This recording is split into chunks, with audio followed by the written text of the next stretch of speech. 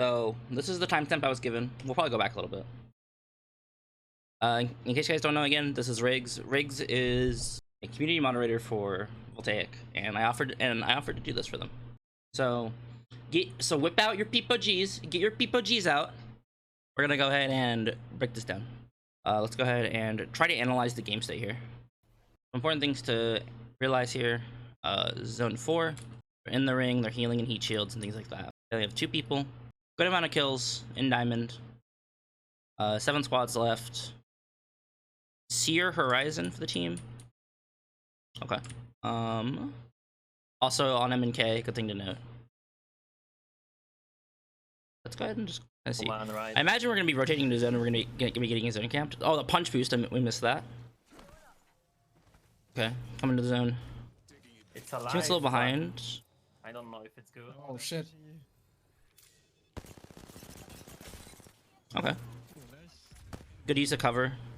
Horizontal is a little sketchy. I'm batting. I would like to see the serial come out a little bit sooner here.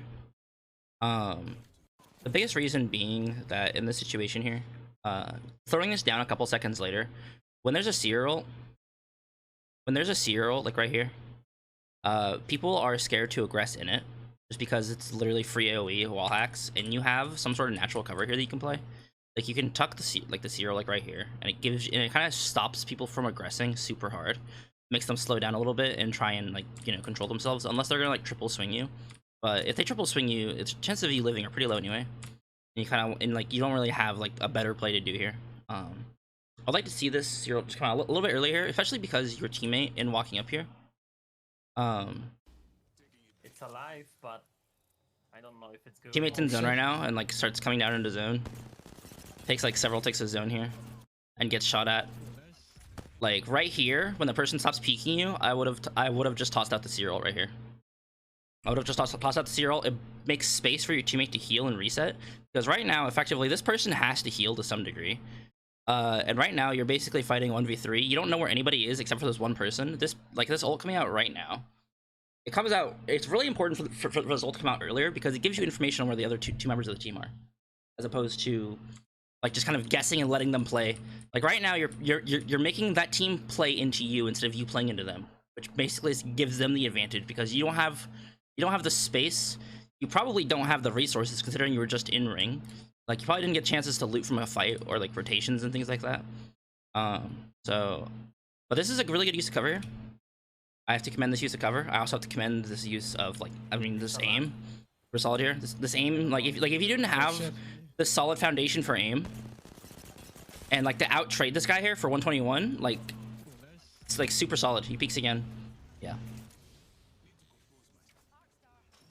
I'm batting. Okay. Serial comes down.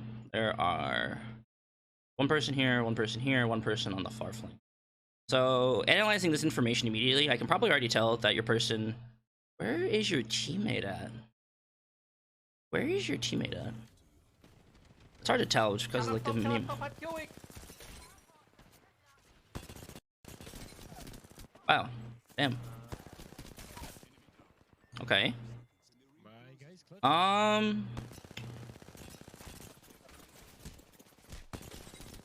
Do you win this? Oh, you win this. Okay. I guess you're killing them.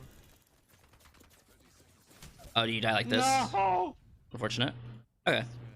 I think in this situation you didn't inherently do much wrong. I think the biggest thing that you did wrong in this situation was not trying to secure space for your teammate earlier. But like the serial is such a big part of it. Your teammate here, are they on the other side of the rock? I would imagine like they get thirsted, right? Yeah. Okay, so your teammate's over here. I'm not sure really why your teammate ran over here. And in ranked, it's a lot more about playing around your teammates. I don't know if you're solo queuing or like, because the guy was talking in team chat earlier, right? Are you playing this guy?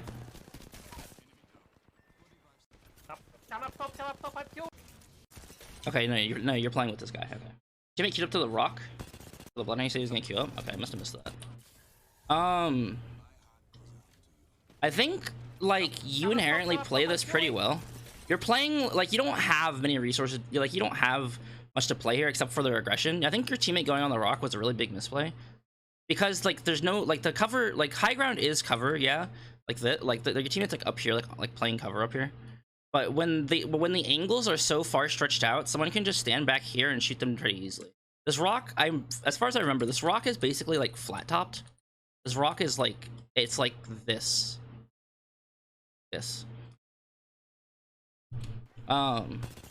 You like you hold your ground here. This person kind of loses their one, which kind of sucks. But inherently, you and your positioning here is basically like fine. I don't think you do it like I don't think you do anything poorly in terms of like actually like enforcing space and playing around your team. I think your teammate just kind of misplayed like where to play. Like they didn't really play off of you. One of the biggest things that's really important. My teammate said I basically came up on the rock was using his Q because Bloodhound stayed together. Well, there's two avenues. There's two avenues you can take this from. If your teammate, because your teammate is saying you should have came with me to take the top of the rock. There's also the alternative line of thought. You should have played with me on this cover here. You know, I know that people are gonna like personally, well, not personally. A lot of people will be personally biased to like, hey, my play was better. You should have followed me or something like that, because they have all the information on their side, but you have all the information on your side, and it's hard to be like, you should have done this instead. You should have done this instead, because people will have like contrasting opinions here. So let's take like the advantages of each position you guys are in, and kind of like break down what could have been better. This should have like this is more of a communication issue. It's more of a communication issue and more of just a like you were playing really well, so you didn't really want like, you know, change your game plan, which is completely fine. I can understand that. If your teammate is going to go to the top of the rock, like this horizontal was kind of also just thrown. Like losing this horizontal here is also kind of sucks ass. You got like, you basically like flexed like your fucking aim with the car and just how powerful the car is. You were in the most optimal range for your weapons and things like that. Missing the horizontal here and landing on nobody kind of fucking sucks. Like I know I knew they panicked through it. I knew they panicked through it because they're at low HP, but you almost never want to panic through your ult because you basically end up doing a coin toss of if you're gonna get value on it. The horizontal is one of the most broken ultimates in the game, and wasting it like this is like such. It makes free 3v3s if you get at least one person in the ult and can capitalize off of it. Even if you don't kill somebody with the ult, it makes space and time. You want to like the ability to make space and time with the horizontal is really important. This team just kind of ran at you in a separate like 1v3s. I argue that especially in situations like this, you want to try, especially you're outnumbered here. When you're outnumbered here, you can't effectively hold open space. You can't effectively take like a position like this and hold it from everybody, because they inherently have more pressure than you just because of the raw number of characters they have. Especially if you're running car Peacekeeper. I don't know what your teammate's running. I think your teammate's running like R301 or something. But in situations where you're outnumbered, you want to try and force people into closed positions so you can actually how do I best describe this? I think like you don't want to play open spaces because that allows them to get more angles on you. So for example, if you're holding like the top of this, like if your teammate's on top of the rock here, and like there's 3 people that can shoot you from 3 different angles in 3 different ways, you want to minimize the effective amount of angles that they can take and pressure you from. So if you take this rock, for example, the amount of angles that the team can pressure you from is basically all of this. I can't really draw like over here. So it's like basically this whole open field. But if you are on top of the rock here, the amount of available space that becomes like effective for you to take damage from becomes all around you. This would not be true if the rock was higher. This is more like a map knowledge issue. I like a map knowledge issue and like a communication issue. I feel like a simple call out, like a simple deciding call out in the whole grand scheme of Apex. A lot of people, especially in this game, especially with the value that one person can have and the value that one call can have, people will tend, even if you guys are all following a worse plan, three people following one bad plan is better than 3 people following 3 good plans. Does that make sense?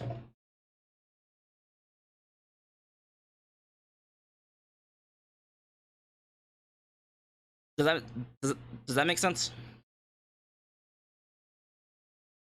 You want to all be on the same page, on the same idea of what you guys are doing, no matter even if it's a bad plan.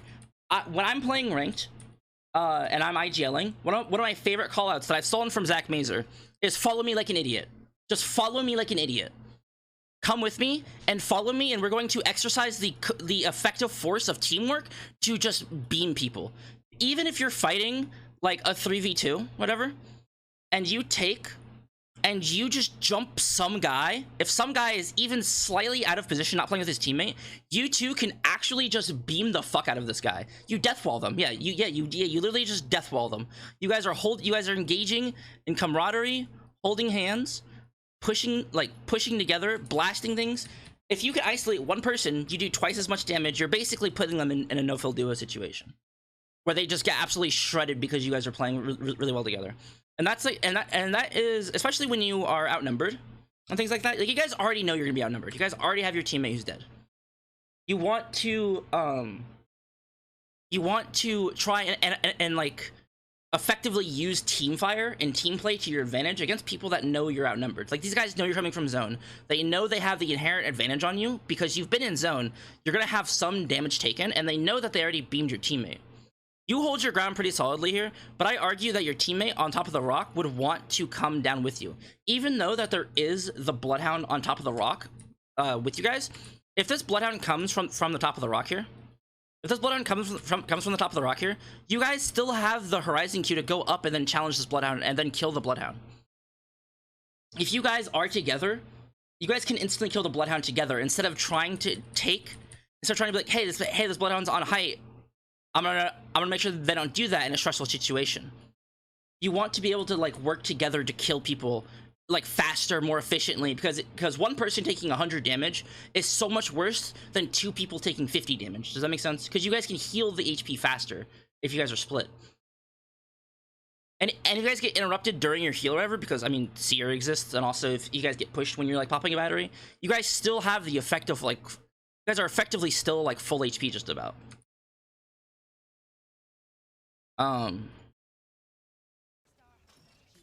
It is really important to limit the amount of angles you can be pushed from when you are especially outnumbered. And that's why I think playing on top of the rock is the bad play. Even if the Bloodhound's on top of the rock, you can queue up, take the rock, shoot the Bloodhound. Even if you don't knock the Bloodhound, getting the Bloodhound off the rock and then re-entering your nest here is really important, especially because you're playing Horizon and Seer. Like, these characters excel really well in close quarters combat because of, imagine if you didn't, like, you know, toss the Horizonal and didn't miss it. If you didn't toss and lose the Horizonal, it could have actually changed the game. Like, I mean, getting one confirmed kill here. Like this team is super split. You blow on top of the rock, I'm queuing. Like just the effective ability to play together and like is really important. Riggs, like, I mean Riggs just kind of actually flosses, like Fortnite flosses on these people just because of the like raw skill difference between them. Actually crazy, like legitimately, actually like really well mechanical excellence there. Could use the Horizon for the Bloodhound, maybe? Exactly. Yeah, you could have gone on top of the rock, Horizon ulted the Bloodhound, got the Bloodhound. Even if it doesn't kill the Bloodhound, it effectively isolates them from the fight. The Bloodhound can, like, if you guys are both playing here together, you get the Bloodhound off the top of the rock. The Bloodhound can no longer play top of the rock. The Bloodhound now has to walk all the way around in your Seer roll to actually peek you.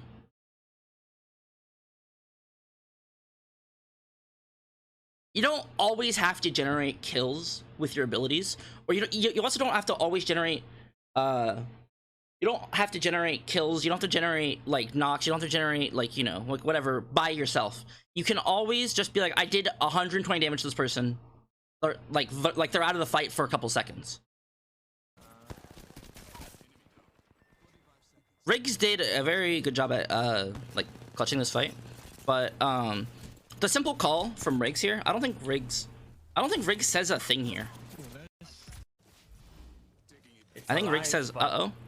I don't know if it's good. Oh shit. That was shit.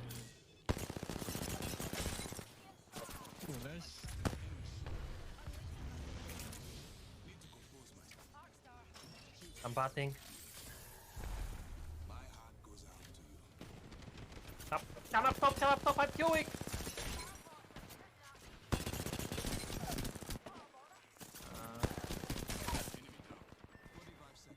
Bye guys, clutching.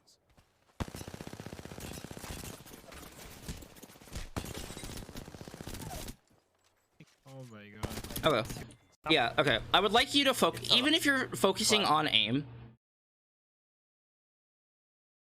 I don't know if it's good. Oh shit.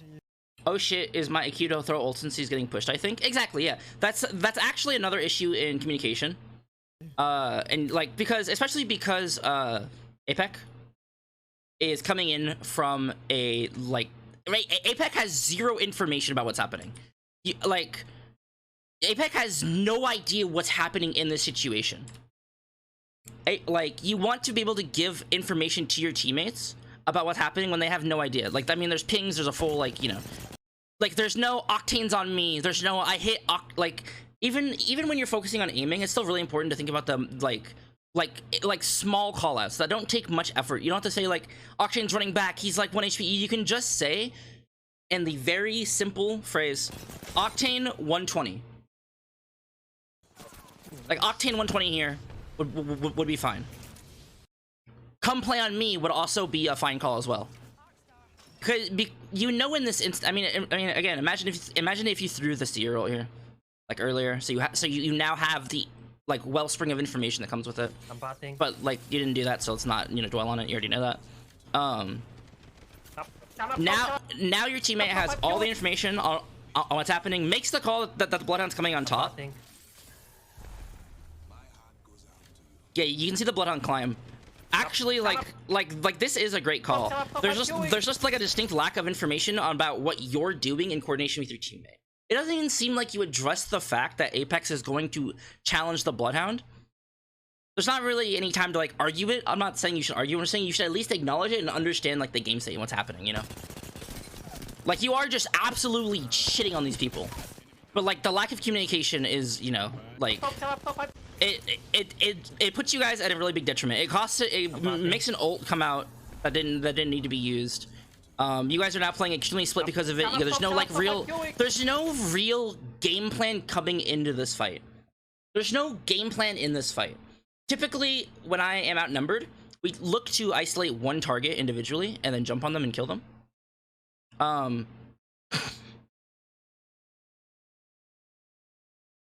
In my mind, if we leave the Bloodhound there, we're getting shot from top and behind. But yeah, I'm not saying that's a bad call. I'm not saying what you necessarily did was bad at all, but there's just no like general idea of what's happening. It's mostly just, we're walking in zone, oh no, and then that's it, you know? There's no like, hey, play on me, play together, we're gonna like shoot this guy, whatever. Oh, there's a Bloodhound on top. Okay, let's both Horizon queue up, you know? Like, there has to be some sort of genuine game plan that's gonna happen like that.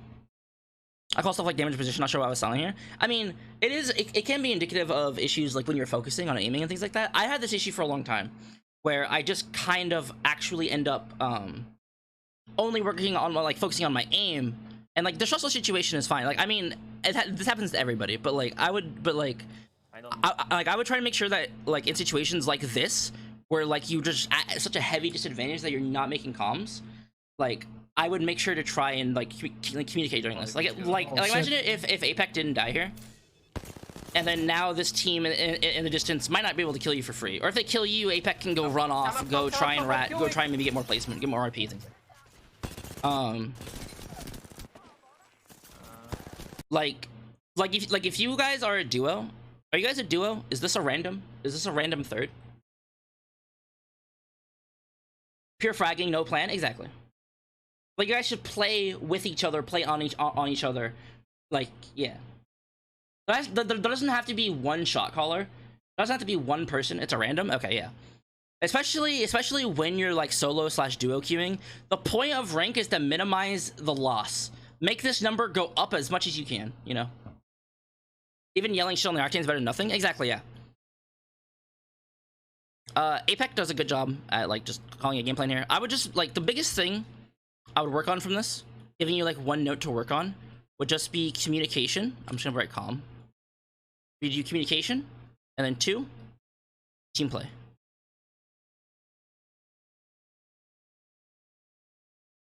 Like, I'm sure Apex is like I don't have Apex POV for this obviously, but I'm sure I'm sure Apex is around your like mechanical skill range.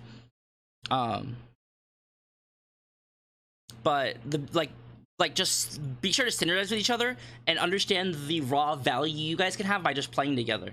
I mean, I mean, imagine if you're in this situation and your aim isn't quite as good. Imagine you're in the situation your aim isn't quite as good as it is. Like, imagine you don't you don't just one clip this guy, but like Apex is here to, I mean, the Bloodhound's on top, but you know, but like imagine Apex is here to like deal like 40 damage to help you one clip that guy, you know. Like, there's such a big like mechanical skill will take you so far, but the ability to play as a team will take you even further. Because like you need to like the more team play you have, the less you have to rely on your raw mechanics to actually carry you.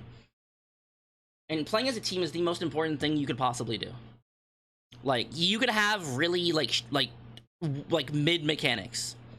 Like, you could have insanely mid mechanics, but like insane team play, and you could probably hit pred just because of that. I'm sure somebody could think of like a player or something like that. And then we have another fight that we want to break down.